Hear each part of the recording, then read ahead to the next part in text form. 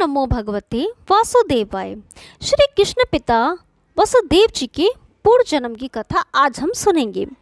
कश्यप ऋषि विशाल यज्ञ का आयोजन कर रहे थे। इस यज्ञ को संपन्न कराने के लिए कश्यप वरुण देव के पास गए और उनसे एक ऐसी दिव्य गाय प्रदान करने की प्रार्थना की जिसकी कृपा से वह यज्ञ कार्य पूरा कर सके। मुनि का यज्ञ पूर्ण हो जाए यह सोचकर वरुण देव ने कश्यप ऋषि को एक दिव्य गाय दे दी। अनेक दिनों तक यज्ञ चलता रहा। दिव्य गाय की कृपा से यज्ञ का सारा प्रबंध निर्विघ्न होता रहा। जब यज्ञ पूरा हो गया तो कश्यप ऋषि के मन में लोभ पैदा हो गया।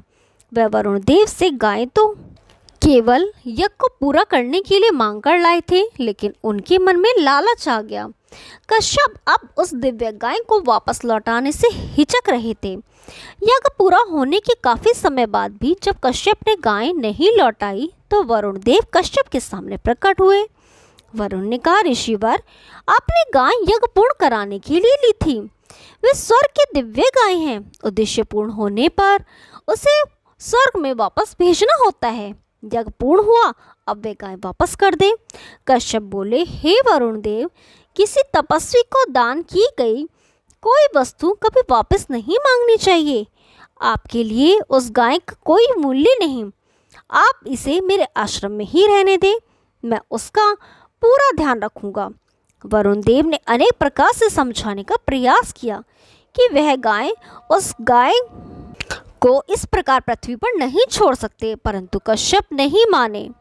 हार कर वरुण देव ब्रह्मा जी के पास गए और सारी बात बताई। वरुण देव ने ब्रह्मा से कहा, हे परमपिता, मैंने तो सिर्फ यज्ञ अवधि के लिए गाय दी थी, परंतु कश्यप गाय लौटा ही नहीं रहे। अपनी माता की अनुपस्थिति में दुखी बछड़े प्राण त्यागने वाले हैं। आप रहा निकले। ब्रह्मा जी वरुण को लेकर कश्यप के आश्रम में आए और बोले, कश्यप, तुम विद्वान हो, तुम्हारे अंदर ऐसी प्रवृत्ति कैसे आ रही है? इससे मैं स्वयं दुखी हूँ। लोभ में पड़कर तुम अपने पुण्यों का नाश कर रहे हो। वरुण की गाय लौटा दो। ब्रह्मा जी के समझाने पर कश्यप गाय को अपने पास ही रखने के तर्क देने लगे। वह उल्टा समझाने का प्रयास करने लगे कि गाय अब उनकी ही संपत्ति है, इसलिए लोभ की कोई बात ही नहीं। ब्रह्मा जी क्रोधित हो गए और कहा, लोभ के कारण तुम्हारी बुद्धि भ्रष्ट हो गई है। ऋषि होकर भी तुम ऐसा लोभ कर रहे हो, यह पतन का कारण है। तुम्हारे प्राण एक गाय में अटके हैं। मैं श्राप देता हूँ कि तुम अपने अंश से पृथ्वी पर गोपालक के रूप में जाओ। श्राप सुनकर कश्यप को बड़ा क्षोभ हुआ। उन्हें अपराध बोध हुआ और उन्होंने ब्रह्मा जी से और वरुण देव दोनों से क्षमा मांगी। ब्रह्मा जी का क्रोध शांत हो गया। वरुण को भी पछतावा हो रहा था कि कश्यप को ऐसा श्राप मिल गया। ब्रह्मा जी ने श्राप में संशोधन कर दिया।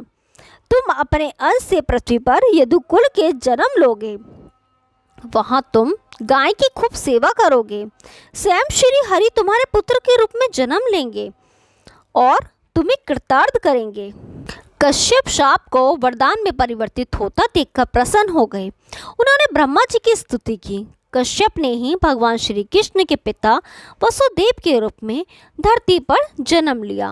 ओम नमो भगवते वासुदेवाय। यदि आपको ये कहानी पसंद आई तो वीडियो को लाइक कीजिए, शेयर कीजिए और चैनल को सब्सक्राइब कीजिए। हम आपके लिए ऐसी रोचक पुरानी कथाएं लाते रहेंगे। तब तक के लिए नमस्कार।